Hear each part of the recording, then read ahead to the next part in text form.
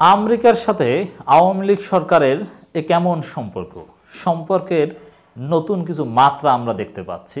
দর্শক, 30 মার্চ 24 আমরা এই বিশ্লেষণটা করছি।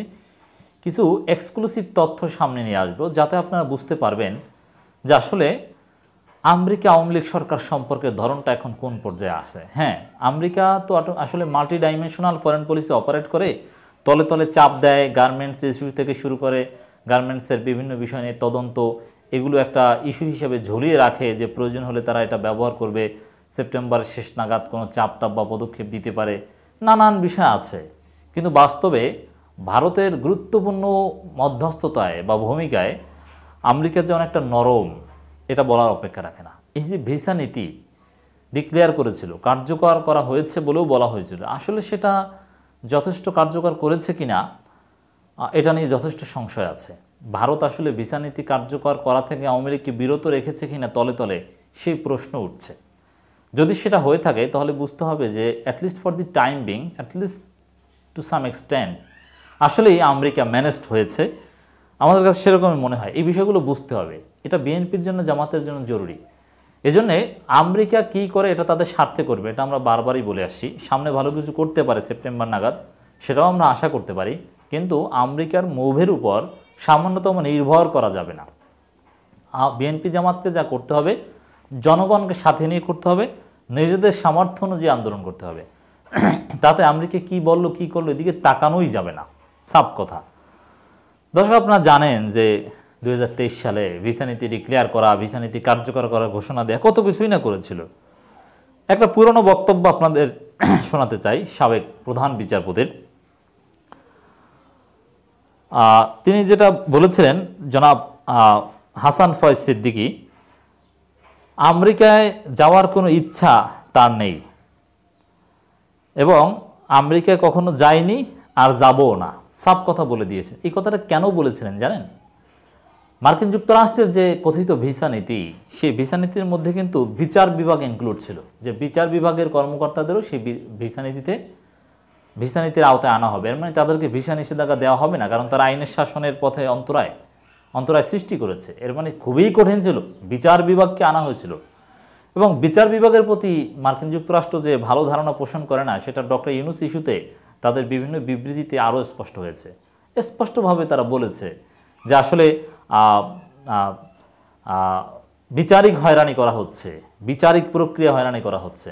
এর মানে এই বিচার বিভাগ বা বিচারিক কার্যক্রম এগুলো স্বচ্ছভাবে হচ্ছে, নিরপেক্ষভাবে হচ্ছে, এটা মোটেও তারা বিশ্বাস করে না। আর এই বিশ্বাস থেকেই বিচার বিভাগকেও ভিসা নীতির আওতায় এনেছিলেন। আর তখনকার সময়ের মাননীয় প্রধান বিচারপতি বুঝতে পেরেছিলেন যে তারা ভিসা নীতির আওতায় পড়তে পারেন। এ কারণেই তিনি অভয় দিয়ে বলেছিলেন যে আমেরিকা কখনো যায়নি, যাব না। এর মানে সেই বক্তব্য থেকে মোটামুটি নিশ্চিত ছিলাম আমরা বা বিশ্লেষকরা যে আসলে বিচার বিভাগের অনেক কর্মকর্তারা ভিসা নীতি হয়তোবা খেয়েছেন, হয়তোবা। না হলে এত কঠিন কথা আমেরিকার বিরুদ্ধে সদ্যবিদেয়ী তখনকার সময় মাননীয় প্রধান বিচারপতি কেনই বা বলবেন? ইট ওয়াজ ভেরি সিগনিফিক্যান্ট। কিন্তু দেখেন, সেই ঘটনার পর সর্বশেষ খবর, 29 তারিখের পত্রিকার খবর, মার্কিন প্রধান বিচারপতির সঙ্গে বাংলাদেশের প্রধান বিচারপতির বৈঠক। এর মানে যেই প্রধান বিচারপতি ভিসা নীতির পর বলেছিলেন, প্রধান বিচারপতি পদটাকে বলছে, ব্যক্তি পরিবর্তন হয়েছে, যে আমেরিকায় যায়নি, যাওয়ার ইচ্ছাও নাই। আর ওই পদেরই দায়িত্বশীল মাননীয় প্রধান বিচারপতি তিনি আমেরিকায় গিয়েছেন এবং ওই দেশের প্রধান বিচারপতির সাথে বৈঠক করেছেন। এর মানে বোঝা যায় যে ভিসা নীতি দেয়নি। ভিসা নীতি ইম্পোজ করলে বিচার বিভাগের প্রতি আসলে ওইভাবে করেনি, করলে কিন্তু করতে পারতো। তাহলে এভাবে বৈঠক, এভাবে যাওয়া, এভাবে ঘোরাফেরা এটা হতো না। বোঝা যায় যে আসলে ভিসা নীতি মার্কিন যুক্তরাষ্ট্র আওয়ামী লীগের কারো উপর প্রয়োগ করেছে কিনা, এমনকি পুলিশের উপর, সেটাও সন্দেহ আছে, যথেষ্ট সন্দেহ এখন হয়।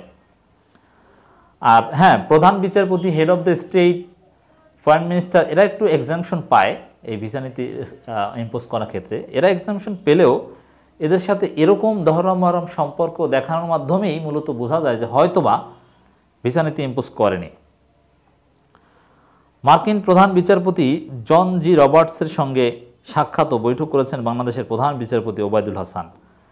বৈঠকে উভয় দেশের বিচার বিভাগের মধ্যে দ্বিপাক্ষিক পারস্পরিক সহযোগিতার বিষয়টি আলোচনায় গুরুত্ব পায়।